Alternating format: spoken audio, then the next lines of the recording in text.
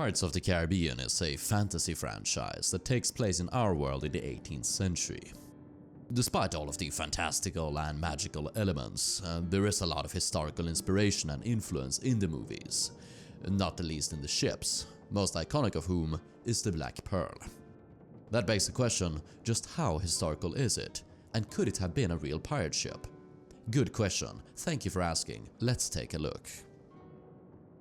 As a first step, what type of ship is the Black Pearl? It isn't so easy to determine, which makes sense because there weren't really any set ship types in the period. They were often quite fluid, often changing purposes throughout their career, and as we'll see with the lore of the Black Pearl, it is true for her as well. However, to make it short, she would probably have been called a ship. Nowadays, we use ship in reference to basically any seafaring vessel, and whilst this was often done in the period as well, it technically referred only to vessels with a ship rig, also called fully rigged. These were vessels with 3 masts, all of them square-rigged. The Black Pearl fits this criteria in all of her depictions. In the screenplay of the first movie, the Black Pearl is referred to as a galleon. By the 18th century, which the franchise takes place in, galleon referred only to Spanish treasure ships, traveling in convoys between Spain's colonies and Spain itself. However, when we say galleon, we usually refer to a specific type of ship used between the early 16th century to the mid to late 17th, built with high aftercastles and boasting a very iconic profile. Even in this time frame, the word galleon was used irregularly, both for vessels we wouldn't recognize as a galleon and the vice versa. Ships that we would call a galleon might be called something else. So, whilst you might see ships with very high castles, they wouldn't usually or always be called galleons. There is one instance of a privateer captain named Woodes Rogers encountering a Spanish ship in the early 18th century, around 1707. This Spanish ship had a high castle and galleries, balconies circumventing the castle, and he referred to it as being built in galleon fashion. A few decades prior, when a crew of buccaneers captured a Spanish ship of a similar size, they also described her as having a high castle, but never called her a galleon, comparing her instead to third rates in England, a type of warship. So referring to anything but a Spanish treasure ship as a galleon in the 18th century is a bit erroneous and anachronistic. Those kinds of high structures were also becoming increasingly uncommon in the 18th century, especially among pirates who were notorious for cutting down the superstructures to make the ship lighter and more manageable. The Black Pearl's connection with galleons is a bit deeper, as is the association between pirates and galleons. You see, the Black Pearl and the movie franchise is based on a Disneyland ride called Pirates of the Caribbean. Shocker, I know. The ride does not feature any Black Pearl, but a ship called the Wicked Wench. Her structure and profile is much more akin to a stereotypical galleon, whereas the Black Pearl in the movies just appears to be a regular merchant ship or frigate. The Wench can also be seen attacking a city, much like the scene from the first film. Pirates wouldn't feasibly be able to attack a fortified city in this fashion. For one, their guns were usually not heavy enough to carry out a bombardment against a stone structure, whereas the castle would have had much heavier cannons, specifically made to sink ships. Now, pirates in the early 18th century did take stone castles, specifically slave forts in Africa, but they were usually so poorly manned, the garrison ravaged by tropical diseases, they couldn't really put up a fight, and usually they just surrendered. In the previous century, buccaneers did attack castles and cities on a more frequent basis, but they preferred to make landfall instead and attack the fortifications with muskets, ladders, and grenades. On some occasions they did carry out bombardments, but then they would usually bring the artillery ashore and onto a safe, elevated position, and that was usually enough to make the fort surrender. I've only encountered one instance of pirates carrying out a sustained bombardment from the sea on a land target, and that was against minor fortifications, think entrenchments. in a town in what is now Venezuela. Both The Wicked Wench and The City Attack were taken from the movie Captain Blood, released in 1935. This film, based on a novel of the same name, featured a Spanish ship attacking an English port. The silhouette of this ship, the Cinco Llagas, is near identical to The Wicked Wench. She is then captured by Captain Blood and turned into a pirate ship, the Arabella. The Arabella makes a bit more sense as a galleon. Captain Blood takes place in the 1680s, when larger ships did have higher castles, especially those used by the Spanish. Not all of them, mind you. Of course, Raphael Sabatini, who wrote the novel, did make some mistakes during his research, partly because he didn't have much time to write his book, and he didn't have access to the same number of sources as we do today. But by the time that the POTC movies take place, which seems to be around 1730, galleons are very anachronistic. Someone will probably also point out that Francis Drake and his sea dogs used galleons, and thus that pirates did. The problem is that Drake and his sea dogs weren't of the same group and pirate culture as those in the 18th and 17th centuries. Drake and his kind were a kind of proto-navy, a hybrid between merchants and sponsored pirates. You can't really call them privateers either, because that term and the concept of privateering did not really fully appear until around 1660 on Jamaica, and the sea dogs were led by authoritarian aristocrats, whereas pirates, on the other hand, were more anarchic, egalitarian, democratic, and operated more on their own terms. That is besides the obvious time gap. I'm trying to find like a good comparison. I guess the best comparison would be something like comparing the German Freikorps to the Wehrmacht. They are related, sure, do on occasion have similar motivations, but operate in very different manners under different work cultures and environments. And of course, since both of them used the skull and bones as a symbol, they were basically pirates. Of course, the Black Pearl never seems to be called a galleon in the movies themselves, nor does it look like a galleon. It is a bit difficult to judge what kind of ship she is exactly, because her appearance does change throughout the movies, since she was portrayed by a barge in the first film, an actual ship in the second and third, and then a mix of CGI in the second, third, and the fourth. Sometimes her after castle is higher, sometimes lower, and all of these hull designs look plausible for the period. The higher, bulkier designs look like an early 18th century East Indiaman, a type of merchant vessel traveling to Asia. These were on occasion captured and used by pirates. The lower and more slim depictions look like 17th and 18th century frigates. Whilst we associate frigates with privateers and men of war, they were also used by merchants, especially slave traders. Slave frigates turned pirate ships include the Queen Anne's Revenge, Blackbeard's ship, and the Onslow, taken by Bartholomew Roberts and renamed the Royal Fortune. Both of these ship types, East Indiamen and slave frigates, align with the Black Pearl's backstory, as presented on the POTC wiki. Apparently, she used to be called the Wicked Wench, what a coincidence, and was used by Cutler Beckett for trading slaves between Calabar, Africa, and the West Indies. Strangely enough, the lore claims that Beckett was Director of West African Affairs of the East India Company.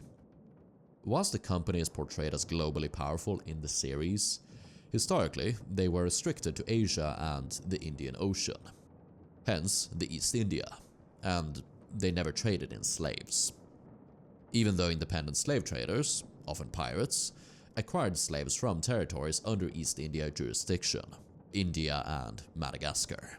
Instead, the slave trade was monopolized by the Royal African Company, who had jurisdiction over West Africa, where most slaves came from.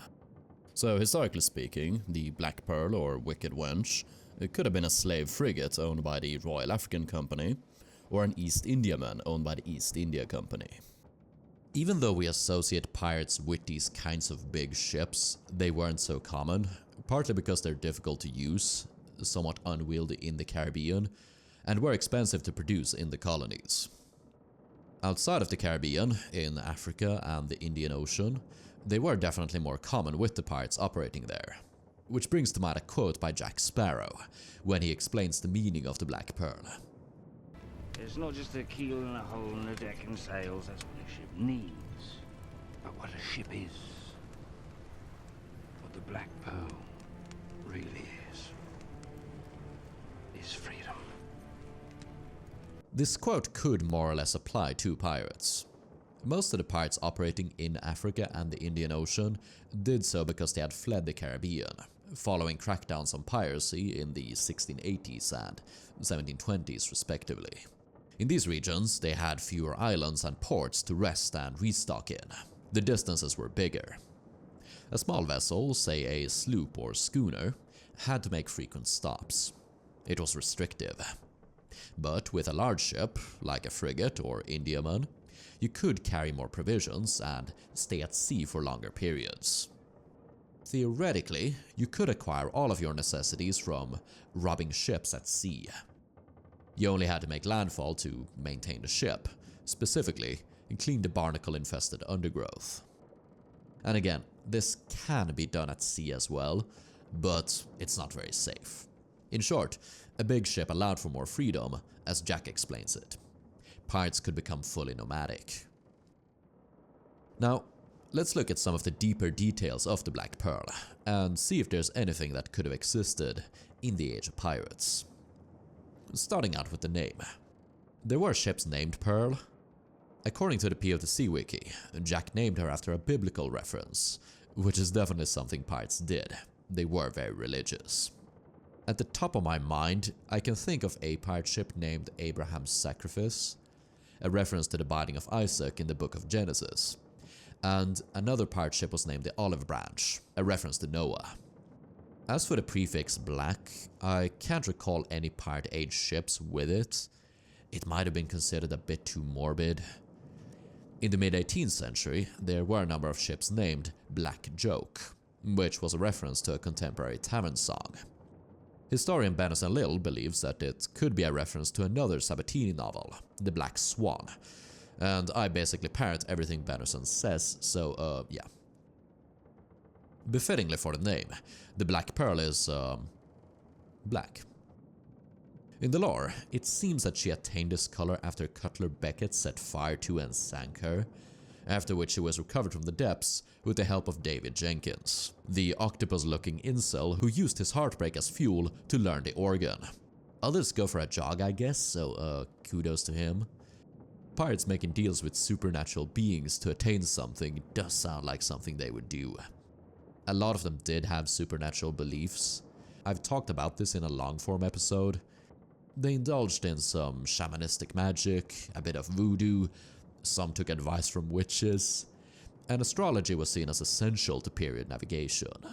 In the second movie, it does look like there is significant burn damage on the mainmast, so there you have something consistent with the backstory and supernatural aspect of the vessel. Historically, black ships were common in the 16th century, since they were painted heavily with tar, whereas in the 17th it was more common to have more colorful ships.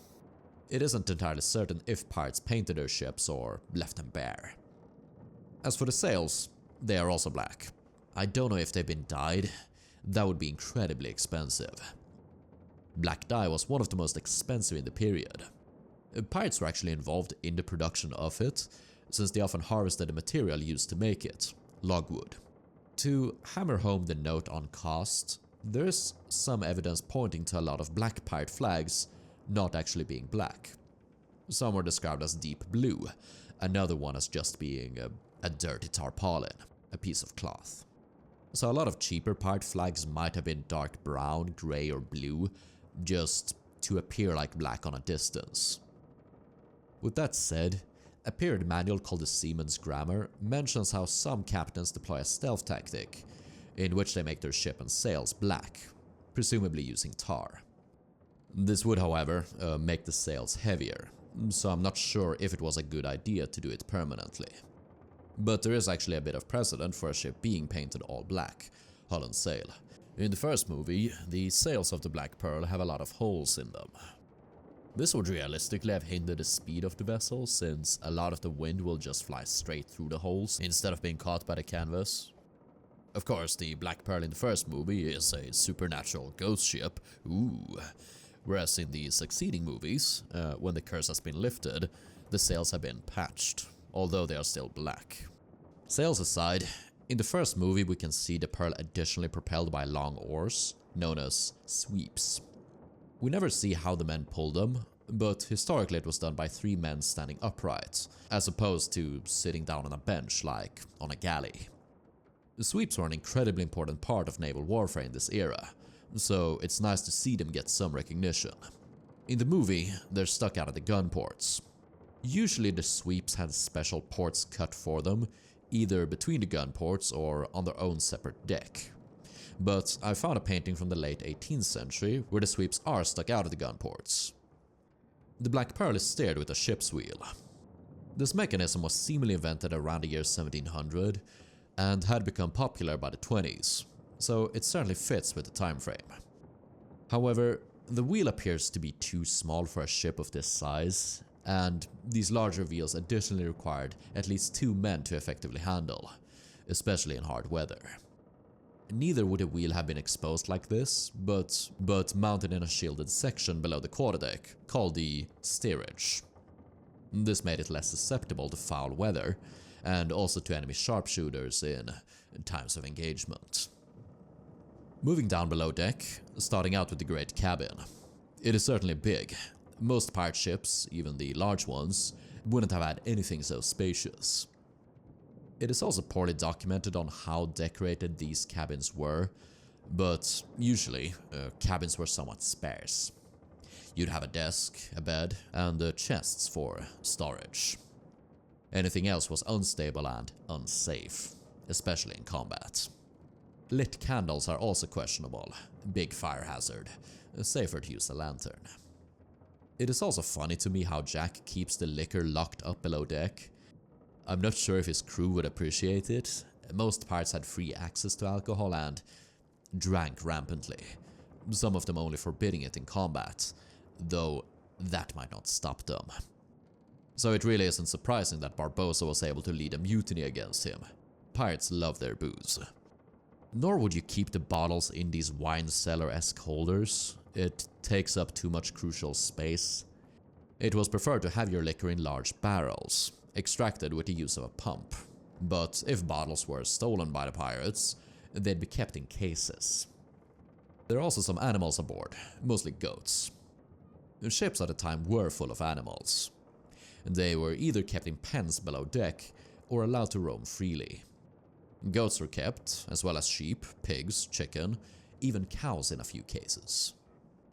The Pearl also has a large set of prison cells in the hold, called the brig. This is a relatively modern American term for jail cells on ships, and originates from the Navy's historical use of the ship type, brig, being used as prison ships. Ships during this period did not have dedicated jail cells, especially not pirates, who needed every inch of cargo space, and removed anything that could slow them down even slightly. Prisoners were kept in the cargo hold, locked in chains or bilboes. To round off the video, we can't talk about the pirate flags hoisted above the Black Pearl. Jack Sparrow's own flag is a skull with a bandana facing sideways towards a sparrow. It's based on a flag attributed to Henry Every by some 20th century books, which is anachronistic. Henry Every was never documented in the period as using anything like it, and pirates did not seem to use flags with skulls and bones until at least 1701. That's not to say that there weren't later flags like it.